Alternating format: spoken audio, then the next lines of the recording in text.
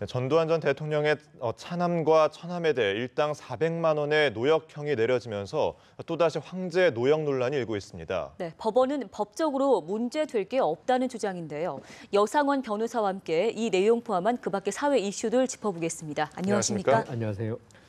전두환 전 대통령의 처남과 차남이 지금 벌금 수십억 원을 내지 않아서 구치소에 수감됐고 노역형이 확정이 됐습니다. 먼저 이 사건 내용부터 짚어주시죠. 저 두 사람에 대해서 오산에 있는 부동산을 양도하고 그 발생한 양도소득세를 내지 않았다는 것이죠. 그러니까 조세범 처벌법 위반, 그러니까 세금 탈루로 그 집행유예와 더불어서 전재용 씨 같은 경우 38억의 벌금을 선고받았고 이창석 씨 같은 경우 34억의 벌금을 선고받았는데 이들이 뭐 추징금 때문에 그런지 돈이 없다면서 이 벌금을 납입하지 않았고요.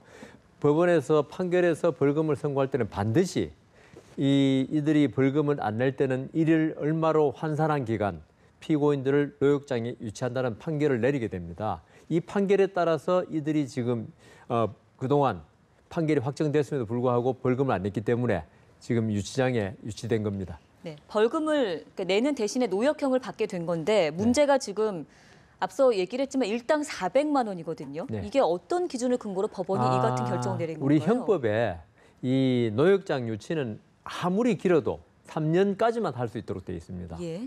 그러면 벌금 액수가 많으면요. 이걸 3년이면 보통 뭐 대충 계산하면 1,000일 정도 되지 않습니까? 네네. 나누기 1,000을 하게 됩니다. 왜냐하면 3년을 넘길 수가 없기 때문에. 예. 그러면은 그 어떤 경우에는 아주 고액의 벌금 일일 환산한 금액이 나오는 사람도 있고 그다음 작게 나온 그 3년 뭐 금액이 적으면요. 만일 뭐 한 2천만 원 벌금이다. 그럼 1,000일 나누면 얼마입니까? 뭐 한 20만 원이나 10개밖에 안 되겠죠. 네네. 네. 그렇기 때문에 지금 여기는 벌금 액수가 뭐 거의 40억에 가까운 고액이기 때문에 일일 그 1,000일 기준으로 400만 원이 나온 거죠. 네, 결국 전두환 전 대통령의 가족이기 때문에 이렇게 일당이 높게 쳐진 게 아니라 이 법적으로 정해진 유치기한이 있기 때문에 산술적으로 나온 계산인데 그렇다면 일반 국민들의 입장에서는 그 유치기간을 늘리면 되는 거 아닌가 이런 생각도 하실 수 있을 것 같아요. 그거는 형법을 개정해야 되니까. 그 뭐 지금 판사가 늘리고 싶다고 늘리는 건 아니고요. 네. 이렇게 된 거는 원래는 이제 그 돈 없는 서민들이 벌금을 못 내가지고 부당하게 장기간 구금되는 걸 막기 위해서 생긴 건데 네. 지금은 오히려 이게 그 돈 아주 많은 재벌들이라든가 권력자들에 대해서 고액의 벌금을 선고하고도 이 사람들이 몸으로 때우면 된다. 이런 생각을 가지게 됐기 때문에 이 벌금의 그 우리가 이제 쉽게 우리는 전문용어로 환형유치라 그러는데 환형유치의 그 일일당 그 노역장 이 노역의 가치가 우리 국민들이 생각하기에 부당하게 너무 높지 않느냐. 일일 400만 원이라 그러면 네. 이거는 정말 그 많은 일당 아니겠습니까? 네네. 이런 점에서 국민들이 이해를 못 하신다. 이거는 형법 규정 때문에 어쩔 수 없다. 이런 생각이 듭니다. 국민들이 사실 분노하는 게 그거예요. 앞서 얘기를 해주셨지만 그럼 벌금 2천만 원, 벌금 수천억 원 이런 사람들이 3년 안에 나누기를 하게 되면은 일당이 5만 원인 사람들도 있는데 이들 일당이 높아지는 거잖아요. 예. 그럼 일당 400만 원에 해당하는 어느 정도의 가치에 맞는 일을 하냐 이건데 무슨 일들 합니까? 뭐 거기에서? 저게 그 교도소에서 뭐 골드만 삭스의 뭐 주식을 거래하는 것도 아니고 예. 일당 400만 원짜리 일을 할 수가 없죠. 교도소 네네. 내에서 어떤 뭐 하겠습니까? 네. 구속돼 있는 상태에서 보통 뭐 제초 작업, 그다음 청소, 뭐 기껏해야 뭐 목공소에서 일하고 이런 건데 미용 뭐 지금 두 분이 그 미용 기술이 있다고 볼 수 없기 때문에 네. 결국은 아주 허드렛 일입니다. 그런데 허드렛 일인데 우리 그 일반 국민들이 이런 허드렛 일을 밖에서 그냥 아르바이트나 이런 걸로 하면 하루에 한 5만 원 받기도 힘들 건데 네. 이들이 하루에 그걸 갖다가 400만 원의 가치를 쳐받는다? 이 점에서 국민들이 잘 이해를 못하는 사실 거죠. 말이 노역이지 뭐 일하는 게 별로 없네요. 일하는 게 별로 없습니다. 그리고 기술이 없기 때문에요. 예. 그렇군요. 사실 황제 노역 논란이 일어난 게 이번이 처음은 아닌데요. 이제 가장 대표적인 사례가 2014년 허재호 전 대주그룹 회장인데 지금 그 당시에 일당 5억 원의 노역형 때문에 상당히 논란이 됐었고 그때도 논란 끝에 형법이 개정이 됐었죠. 그렇죠. 그때 제가 지금 정확한 기억은 없습니다만은 허재호 회장이 그때 벌금을 240억 내지 250억 받았거든요. 그러니까 5억으로 하면 얼마입니까? 그럼 한 50일인가밖에 안 돼요. 네. 그러니까 245, 50억 지금 전재용 씨도 지금 거의 1년에 가까운 돈이 그 기간 유치돼 있어야 되는데 이 허재호 씨는 거의 50일밖에 안 돼요. 245, 50억의 벌금을 받았음에도 네. 그래가지고 그 이게 그 사실 그때 이걸 제대로 1년간 3년간 하려면은요. 3년간 유치를 하려면 하루에 2,400만 원밖에 안 돼요. 이걸 법원에서 봐준 거 아니냐. 향판들이 그때 향토 법관들이 어떤 허재호 회장과의 어떤 커넥션으로 그래가지고 이제 이게 문제 있다. 네. 그래서 행법이 그때 개정돼서 벌금이 1억에서 5억 사이에는 무조건 환영 유치 기간이 아무리 짧아도 300일 이상 되도록. 그다음 5억에서 50억까지는 500일 이상 네. 살리도록. 그다음 50억 이상이면 1,000일, 아까 말씀 3년 살리도록. 네. 그렇게 형법이 개정돼서 이제 법관들이 이 부분에 관해서 재량을 발휘할 수 있는 범위가 아주 축소됐습니다. 그러니까 법이 이렇게 돼 있으니까 뭐 어떻게 할 방법은 없습니다만 더불어민주당에서 논평을 냈습니다. 국민들이 일당 400만 원짜리 노역에 대해 상당히 분노한다. 결국 사법부의 불신을 자초한 것 아니냐. 법 개정을 좀 바꿔야 할, 다시 해야 할 필요성에 대해서는 어떤 의견이신지요? 더민주당에서 좀 이상한 말을 하는데 이건 사법부에 대한 불신을 할 수 있는 게 아니고 지금 예. 상태에서 이건 국회의원들이 잘못한 거죠. 국회의원들이 법을 개정해 줘야지 사법부가 그 법을 가지고 적용할 수 있는 거니까 제 생각에는 이런 일을 그 방지하기 위해서는 지금 현재 그 고액 벌금이 아주 많이 나올 수 있습니다. 재벌 같은 경우 업무상 배임 횡령 뭐 이런 경우에 그리고 3년으로 제한해 놓으니까 이런 일이 나오는데 그리고 국민들이 법 감정이 안 맞지 않습니까? 네네. 그래서 5년 이상 네. 이런 식으로 장기간으로 해야 될 필요가 있습니다. 이 정도 살아라 그러면 아마 재벌들 다 벌금 낼걸요 아마. 네, 알겠습니다. 자, 이번에는 두 번째 사건으로 넘어가겠습니다. 요즘 찌라시가 참 사회적으로 비일비재하게 벌어지고 있는데 이건희 회장의 사망설이 최근에 이제 SNS를 타면서 유포가 되면서 증시까지 굉장히 출렁였습니다.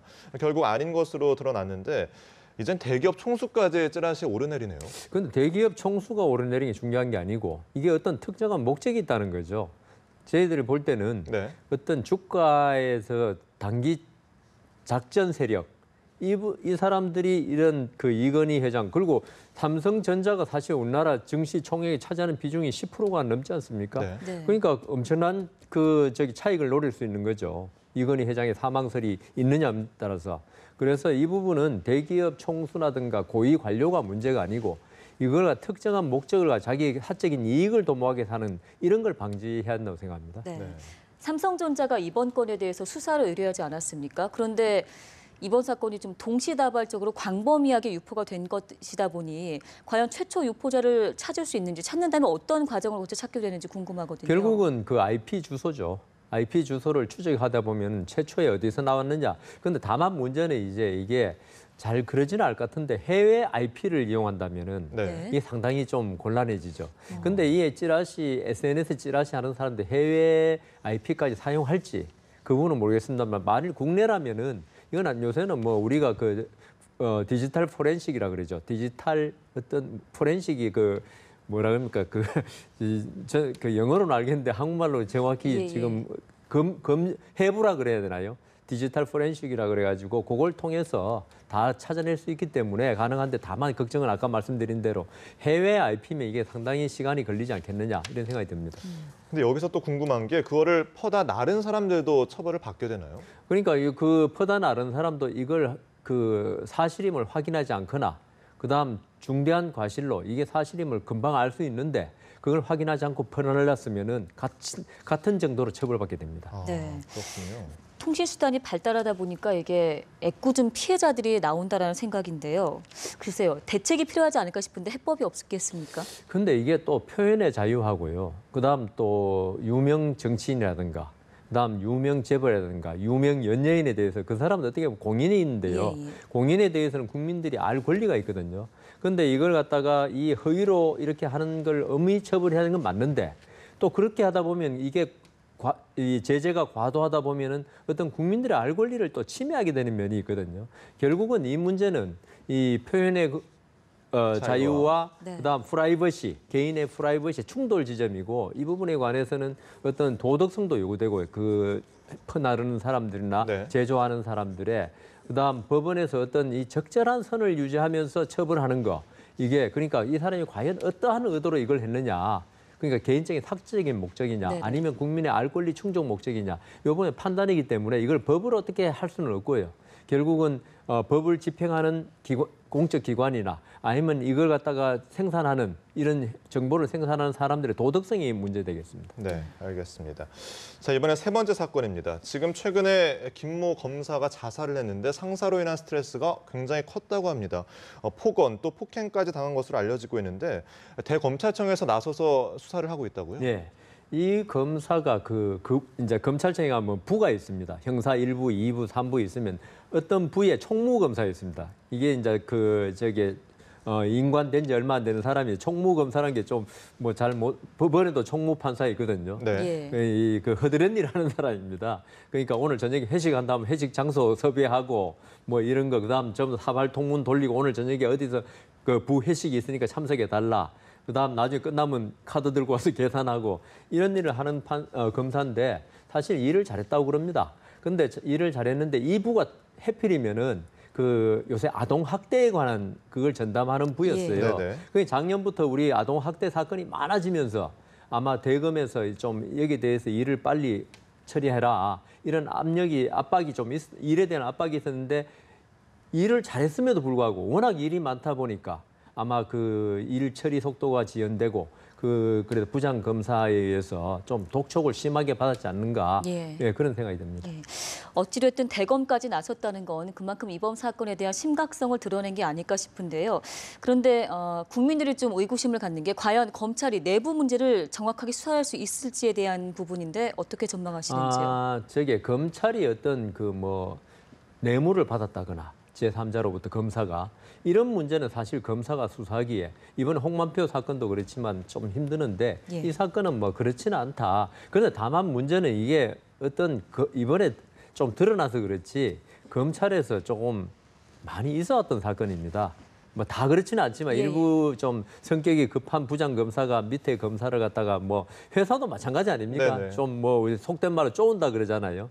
이게 이제 이번에 자살한 검사가 좀 내성적이었고 이렇다고 그럽니다. 이런 걸 갖다가 동료 같이 인관한 검사들하고 이야기도 하고 해서 좀 위로 이야기를 전달됐으면 이런 일이 없었을 건데 자꾸 속으로 사귀다가 예. 결국은 이렇게 된 것 같은데 저는 이번에 대검에서도 이런 문제는 앞으로도 우리 작년에 관심사병 이야기 많이 했지 않습니까? 앞으로 관심검사 문제도 생길 거고 이런 문제에 관해서는 대검에서 뭐 잘하고 못하고 떠나서 앞으로 이런 일이 빈발할 것 같거든요. 제 생각에는 이 젊은 검사들도 이제 뭐 옛날에 저희들 같은 경우는 부장 판사님이 뭐 오늘 저녁에 약속 있으면 약속 있어도 취소하고 거기 가고 이랬거든요. 네네. 요새는 검사들이 좀 개인적인 성향이 강해지면서 이런 일이 앞으로 더 많이 발생할 겁니다. 네. 그래서 이번에 대책을 잘 세워야 될 것 같습니다. 결국은 이제 검찰의 조직 문화를 또 얘기하지 않을 수가 없는데 이제 아랫사람들이 요즘 세대 같은 경우는 예전 같지 않다라는 말씀이잖아요. 예. 결국 빈번해질 수 있는 문제인데 조직 문화가 좀 바뀌는 수 있을까요? 그게 검찰의 법원 같으면요, 전부 다 그 사법권 독립이라고 그래가지고 누가 명령하고 받고 이런 조직이 아닌데 검찰은 사실 군대 조직 비슷하지 않습니까? 네네. 검사 동일체 원칙이라고 그러죠. 검사는 검찰총장부터 그제 인관한 검사까지 똑같다고 봅니다. 그런데 이제 판사들은 그 배석 판사라고 그래가지고 부장 판사의 어떤 지도락에 좀 어폐가 있습니다만 이렇게 업무가 이렇게 통제되는데 검찰은 어제 아래 인관해도 검사실 자기가 왕입니다. 예. 이런 경우에 만일 위에서 통제가 가해지면요. 이 검찰권 행사가 남용될 우려가 있거든요. 그래서 이런 그 위의 검사들의 어떤 통제가 필요한데 이게 사적인 생활에서 통제가로 이어져 버리면은 이건 안 되는 거죠. 공적인 업무에 관해서 통제는 있어야 되고요. 근데 그걸 갖다가 이제 우리도 공사를 분명히 구분해가지고 위에 사람들도 사적인 업무에서까지 내가 부장이고 내가 검사장이고 이렇게 하면 안 된다. 이것도 아까 제가 딴 이야기는 말씀드린 바와 같이 예. 어떤 그 인식의 전환이 필요하지 어떤 제도로 할 수 있는 부분은 아니라고 봅니다. 네, 알겠습니다. 지금까지 여상원 변호사와 함께 오늘 사건 사고 짚어봤습니다. 고맙습니다. 고맙습니다.